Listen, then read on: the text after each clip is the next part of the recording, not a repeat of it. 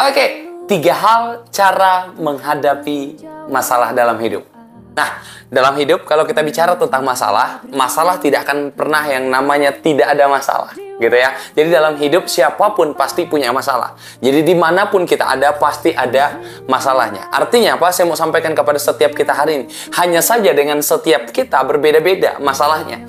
A dengan masalahnya, B dengan masalahnya, si dia dengan masalahnya. Artinya semua manusia tidak akan pernah terlepas yang namanya dari masalah. Jadi masalah bukan untuk kita hindari, tapi masalah untuk kita hadapi. Nah, pertanyaan bagi setiap kita sebagai anak-anak Tuhan, gimana harus cara untuk kita bisa menghadapi masalah yang ada, sehingga kita bukan jadi orang-orang yang kalah, kita tidak jadi orang-orang yang menyerah, kita tidak jadi orang-orang yang berhenti, tapi justru kita akan memenangkan masalah, menaklukkan masalah yang ada dengan pertolongan yang sempurna dari Tuhan. Yang pertama, saya mengajak kita melihat ada 3 hal penting cara menghadapi masalah dalam hidup. Yang pertama yang kita bisa lihat adalah dalam 1 Tesalonika 5 ayat yang ke-16. Di sana dikatakan bersukacitalah.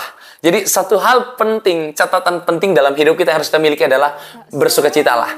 Nah, apa itu sukacita? Sukacita adalah sesuatu luapan dari hati kita, yaitu seperti hati yang penuh dengan kegembiraan. Kenapa? Firman Tuhan sendiri bilang, hati yang gembira adalah obat yang manjur, tetapi semangat yang patah mengeringkan tulang. Dalam sukacita ada kekuatan yang sempurna. Sukacita kita bukan karena keadaan, tapi sukacita kita karena Tuhan yang ada di pihaknya kita. Bukan karena keadaannya baik, tapi justru karena Tuhan yang ada bagi setiap kita, karena Tuhan yang tidak pernah tinggalkan kita. Jadi bersukacitalah dalam apapun, karena dalam sukacita itu akan jadi kekuatan bagi setiap kita. Lalu yang kedua, cara kita menghadapi masalah adalah dengan yang kedua, tetaplah berdoa.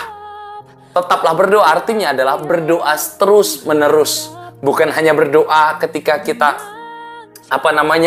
kita butuh saja, tapi kita akan terus berdoa. Karena dalam doa adalah komunikasi kita dengan Tuhan, hubungan kita dengan Tuhan. Dan kalau kita bicara hubungan, artinya kedekatan kita dengan Tuhan. Kalau engkau doa, dalam doa ada jawaban. Amin. Firman Tuhan sendiri bilang apa? Dan apa saja yang kamu minta dengan doa, dalam doa dengan penuh kepercayaan, kamu akan menerimanya. Jadi doa adalah nafas hidup kita. Doa adalah jembatan kita dengan Tuhan. Doa adalah jawaban bagi setiap kita, orang-orang yang mengasihi Tuhan. Jadi kalau ada dalam masalahmu, bukan cerita kepada tetanggamu, bukan mencari pertolongan kepada orang lain, tapi doa.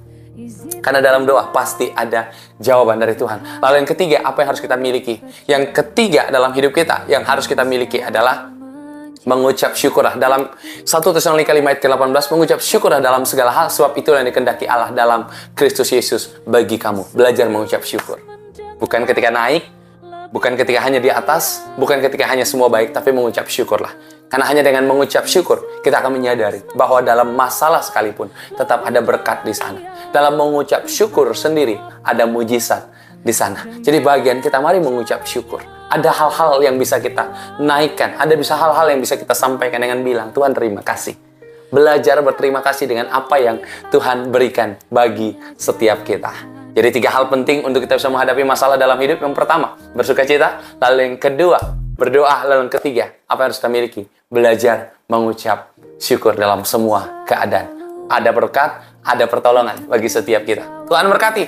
Tetap semangat, maju terus. God bless.